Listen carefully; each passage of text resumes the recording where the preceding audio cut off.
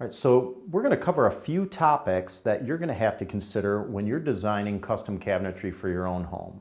And this particular built-in's got three things that I can pick up right away to share with you. So first, we have some electrical inside this cabinet. And we had to coordinate with the electrician to make sure that the position of their electrical outlet and the depth of our cabinet would be able to mesh together. We wouldn't want this face frame to end up in the middle of the outlet or vice versa. Another thing that you really want to pay attention to are drawers, especially where they go with adjacent cabinets or, in this case, casing.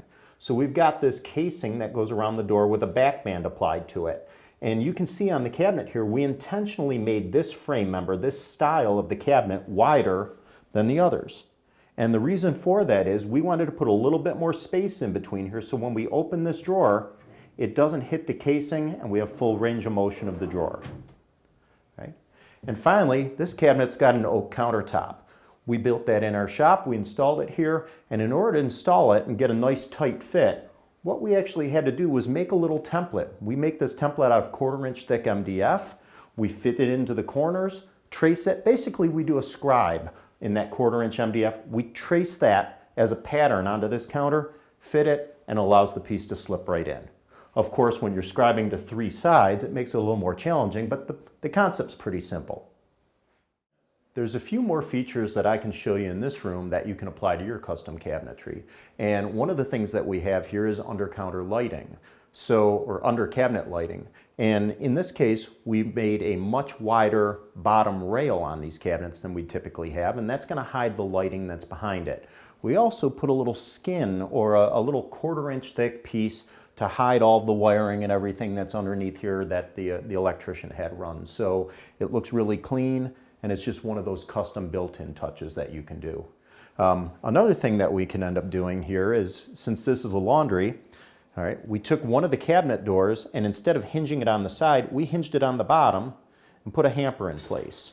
So that way we've got our clothes hamper right here, can go right into the laundry. Really convenient and a really simple custom touch that you can do for your project. All right. In this cabinet, we open this door and we have pull-out shelves inside. All right. And one thing that we did in this case is we switched the type of hinge that we used here. So instead of having a standard hinge, which would allow the door to open up and actually stay in the cabinet opening, we've switched to a zero protrusion hinge, which means when we open the door to 90 degrees to the face, the door will actually clear the opening and allow that pull-out to slide right out. Now, in the case of this powder vanity, the execution of this cabinet was pretty straightforward, but the installation was anything but. And the reason why is because the width of this cabinet and the adjacent casing from the door and the window, you don't have a lot of room there. Plus, we've got a pretty narrow opening that we had to slide the powder in the first place. So we actually had to slide this powder in sideways. With all of the trim work for the house off, we were able to slide the cabinet back in, then put all the trim work in place. And we've got a little bit bigger gap here on the cabinet than we'd want, but we have to have enough clearance in order to slide that in place without gouging the walls up. So because we're going up against a painted surface, a little caulk line and matching paint, it looks really good. But this is really one of the trickiest installs.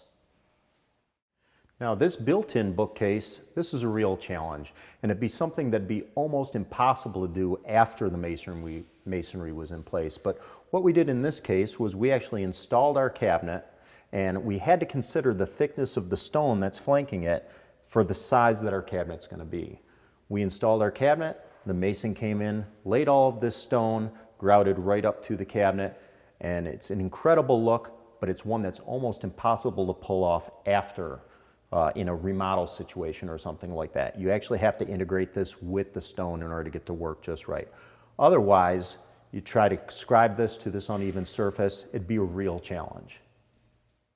So sometimes you'll be presented with some unique areas for install, and that really gives you some opportunity for some cool design. So in this case, we've got the roof line coming against this wall, and we've got this little space up here, which in a lot of cases it would just be wasted. But here, we're able to make a cabinet to fit the space, trim the decorative crown molding accordingly, and get some really useful space up here. And in this case, we put a glass door cabinet with real true divided lights. And down below, we got a little bar area here. So integrated little bar cooler, wine, bar, whatever your drink of choice is. Little sink here. I could pop one open and hang out here for a while.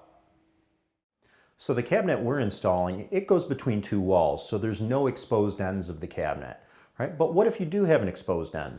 Well, the common thing is to just put a piece of plywood or stained wood up alongside here and make it a nice smooth panel. But if you want to take it another step further with your designs, what you can do is you can make a face frame that mimics the dimensions of the front face frame and set a fixed door panel inside of that. It really dresses it up. It takes up another notch and it makes it look much more like furniture than just a simple built-in cabinet. Well, that finishes up our series on built-in cabinetry. Along the way, we've shown you tips that'll make installation even easier. We took you back into the shop to show you how many of the pieces are actually built. We've shown you other aspects of the project, including doors and drawers. We even shared some fun little add-ons to make the journey more interesting. I hope you've learned a few things during our time together, and I hope you enjoyed the series. I'm Gregory Paolini, and thanks for watching.